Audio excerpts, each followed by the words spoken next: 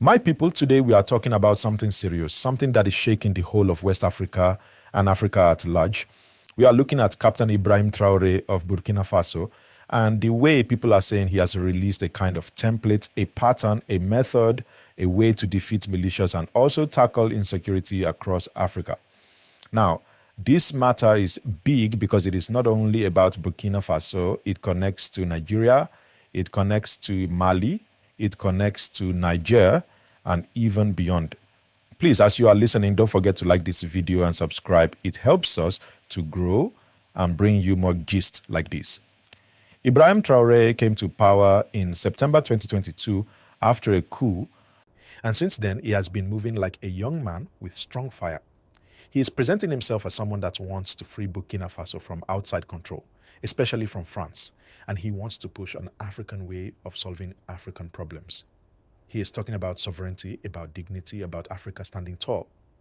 Many people admire him for that boldness, but at the same time, there are deep concerns because the way he is going about it is bringing both hope and pain.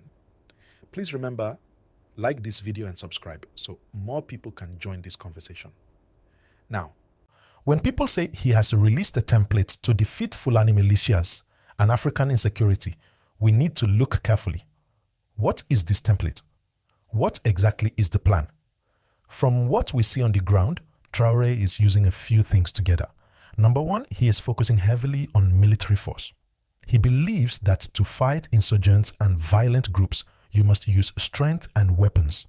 That means buying more arms, bringing in new military equipment, and even recruiting thousands of local volunteers to support the army. Please, as I am telling you, don't forget, like this video and subscribe. It keeps us going. But here is the first challenge. When you empower local militias, when you give ordinary people guns and tell them to protect their communities, it can sometimes go very wrong. In Burkina Faso, these local fighters are called VDP, which means Volunteers for the Defense of the Homeland. They are supposed to be protecting villages, but sometimes they have been accused of attacking innocent people, especially Fulani communities. And this is where the story gets very complicated. Because the Fulani people are a large ethnic group spread across West Africa, from Nigeria to Mali, Niger, Senegal, and beyond. Some individuals may be involved with violent groups, but many are innocent farmers, herders, traders. Yet when militias and even state forces see them, suspicion rises and innocent people can suffer. I need you to like this video and subscribe. Because what I am telling you is not just Burkina Faso's matter. It is something Africa needs to talk about openly. For example, in March 2025, there was something very sad that happened in Burkina Faso, the Solenzo massacre. Reports say that government-backed militias and security forces entered Fulani villages near Solenzo and killed more than 130 civilians. This shook people to the core, because instead of targeting armed militants, it was women, children, and men in villages that lost their lives. After that, extremist groups like Jinim, which is an Al-Qaeda-linked group in the region, used it as propaganda. They said, see, the government is killing your people, come join us and fight back. And immediately they launched a big attack in Diapaga, where soldiers and volunteer fighters lost their lives. So you see, when you fight insecurity in the wrong way, you can end up creating more insecurity. Please don't forget, like this video and subscribe so more people can engage with this matter. Now let's come back to Traore's so-called template. It is built on 4 big pillars. First, a strong military response, heavy weapons, volunteers, no tolerance for militants. Second, a rejection of Western partners like France, and instead building ties with countries like Russia and China, who are supplying weapons and sometimes training. Third, controlling the narrative, making sure the media, the press, and the opposition are not allowed to challenge his message too much. And fourth, pushing an ideology of sovereignty, saying Africans must rise without waiting for Europe or America. On paper, this looks bold, but in reality, it is very risky. Because while sovereignty is good, while self-reliance is good, the way it is being enforced is costing human lives.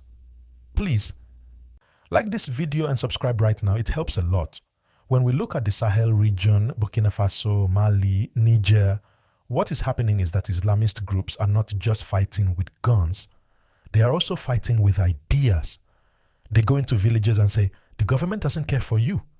The government kills your people, but we will give you protection. That's how they recruit. That's why, even though Traore is using force, insecurity is not reducing. In fact, attacks are increasing. In northern Burkina Faso, in places like Dago, militants attacked a military base and killed about 50 soldiers. This shows the crisis is still very strong. So the question is, can this template really defeat insecurity? Or is it going to make things worse? That is what I want you to think about as we continue this gist. Don't forget, please, like this video and subscribe. Let us keep spreading this conversation. So back to the story. We are saying that Ibrahim Traore's so-called template is attracting attention because many African leaders are watching closely.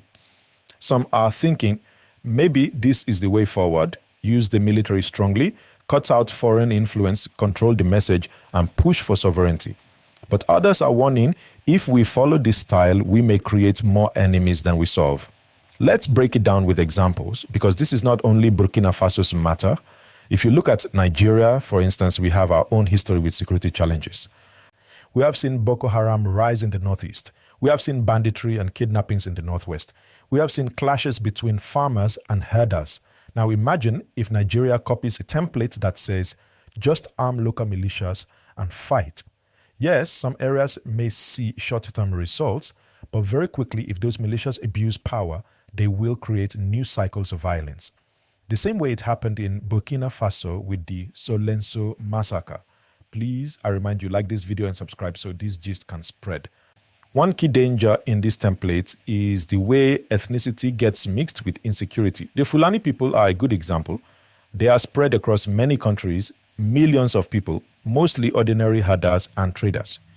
But because some armed groups recruit Fulani youth, suddenly entire Fulani communities are painted with one brush. That is dangerous. Because when you punish innocent communities for the actions of a few, you push more people into the arms of militants.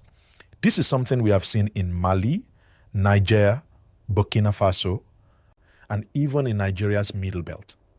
Now let's go deeper. Why is Traore's approach gaining popularity among some Africans? The first reason is frustration.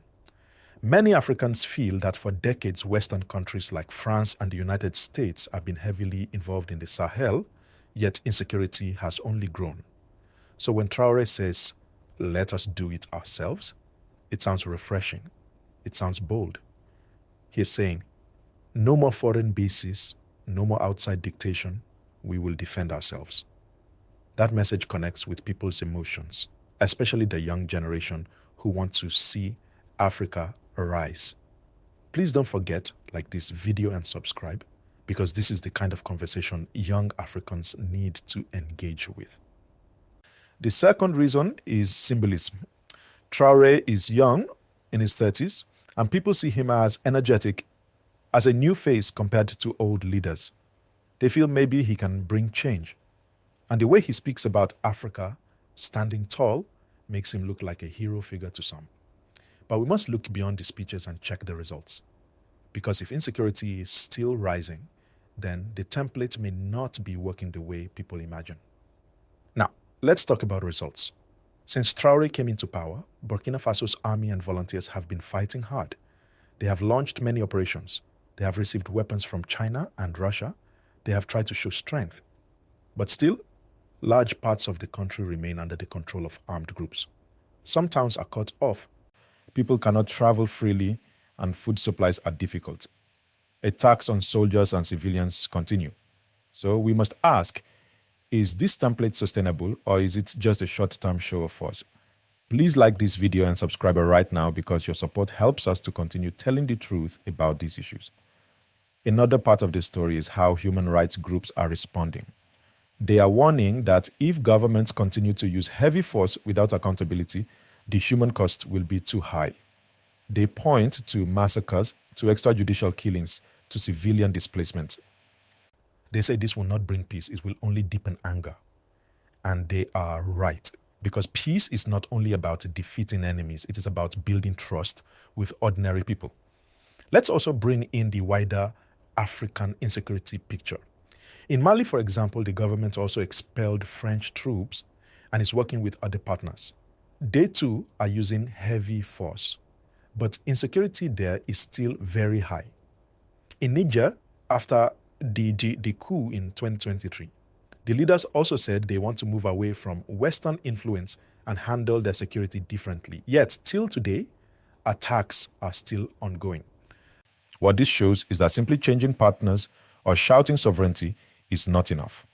There must be a balance, yes, security, but also justice, governance, development, and inclusion. So when people say Traore has released a template to defeat insecurity, we should be careful. Maybe it is not a perfect template. Maybe it is just one approach and it has serious risks. What Africa needs may be a different kind of template. One that combines strength with fairness, one that involves communities, one that respects human rights, and one that addresses root causes like poverty, unemployment, and marginalization. Viewers, let me ask you, do you think a force-only approach can bring lasting peace to Africa? Or do you think we need a different formula? Drop your thoughts in the comments and please like this video and subscribe so that we can continue having these deep conversations together. So let's now link Traore's template directly to Nigeria. In Nigeria, we already know how insecurity has been a major challenge for years, from Boko Haram in the northeast to ISWAP, to bandits in the northwest, to farmer-herder clashes in the middle belt, even down to kidnappings in the south.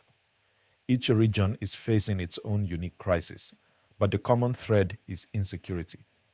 Now, imagine if Nigeria were to copy Traore's style fully. Imagine the government decides to arm tens of thousands of volunteers in every community, give them guns and say, defend your area. On the surface, this might look like a good solution because the military alone cannot cover everywhere. But in reality, without strict training, discipline, and accountability, these volunteer fighters could quickly turn into new sources of violence. Please like this video and subscribe so more people can join this discussion. We have seen examples already. In Nigeria, we have vigilante groups like the Civilian Joint Task Force in the Northeast. They started as community defenders against Boko Haram. In some cases, they have been very useful, but in other cases, they have been accused of abuse, extortion, and even killings. In the Northwest, we have groups of armed vigilantes trying to fight bandits. Sometimes they succeed, sometimes they escalate violence. So the danger is clear. Without control, volunteer forces can become another problem. This is exactly what has been happening in Burkina Faso, where government-backed militias have been accused of massacres. Another angle we must look at is the way extremist groups use propaganda. Insecurity is not only fought on the battlefield, it is also fought in people's minds. Groups like Boko Haram, ISWAP, and Jenim in the Sahel are masters of propaganda. They know how to twist government mistakes and use them as recruitment tools. For example, after the Solenso massacre in Burkina Faso, extremists quickly told Fulani youth, "Look, your people are being killed for nothing. Come join us and we will protect you." This is very powerful because when people feel abandoned or targeted, they can easily fall for such promises.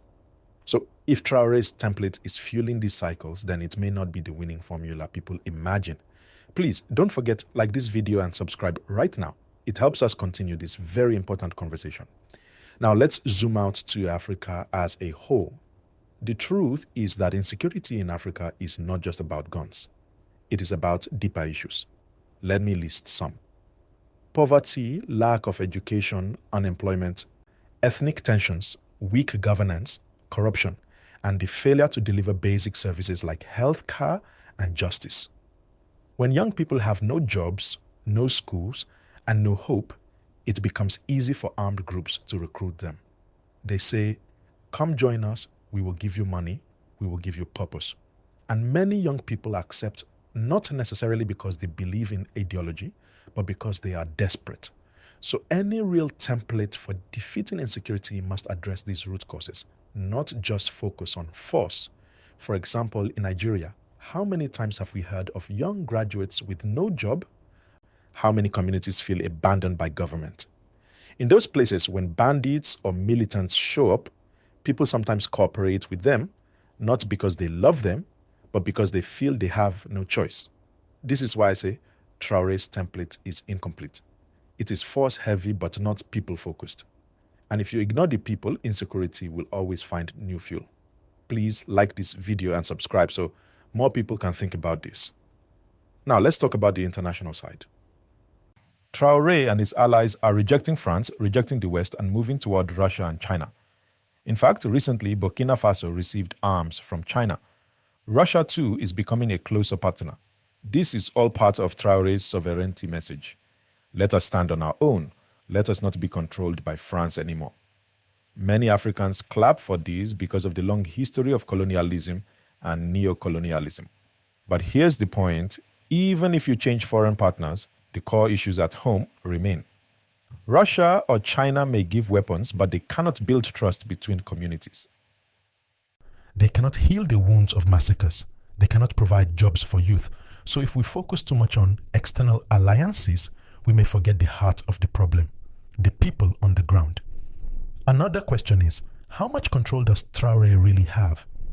Burkina Faso is a small country with limited resources. The insurgents are strong, well armed, and spread across wide areas. Even if he recruits more volunteers, can he really control all of them? If even one group of volunteers commits atrocities, the reputation of the whole strategy is damaged. This is the same danger Nigeria would face if we expand vigilante groups without strong oversight. Please like this video and subscribe, because your support means we can keep analyzing these real issues affecting Africa. Now, let's think about solutions. What would a better template look like for Africa? First, yes, we needed security forces that are strong, disciplined, and well-equipped. There is no denying that. Militants cannot be allowed to terrorize communities freely, but at the same time, we must also invest in governance. People must feel that government is present and cares for them. Schools, hospitals, roads, and jobs must reach even rural areas. Because when people feel government presence, they will not easily join armed groups. Second, justice must be fair. If a community is wrongly attacked, there must be investigations and accountability. If militias commit crimes, they must face justice. If soldiers abuse civilians, it must not be hidden, because justice is the foundation of trust. Without trust, even the strongest army will not win. Third, dialogue is important. Not every problem can be solved with bullets. Sometimes engaging communities, listening to grievances, and resolving a local conflicts can do more than 10 military operations. For example, many farmer-herder clashes in Nigeria are not caused by terrorism but by disputes over land and water. If government mediates fairly, violence can reduce. Fourth, regional cooperation is key. Militants do not respect borders. Boko Haram operates between Nigeria, Chad, Cameroon, and Niger. Janim and ISGS operate across Mali, Niger, and Burkina Faso. If each country fights alone, they will fail, but if they cooperate, share intelligence, and coordinate, they stand a better chance. Now, viewers, let me ask you, if you were in charge of Nigeria or Burkina Faso, how would you fight insecurity? Would you copy Traore's method, or would you try something different? Drop your thoughts in the comments, and please don't forget to like this video and subscribe right now so this important gist can reach more people.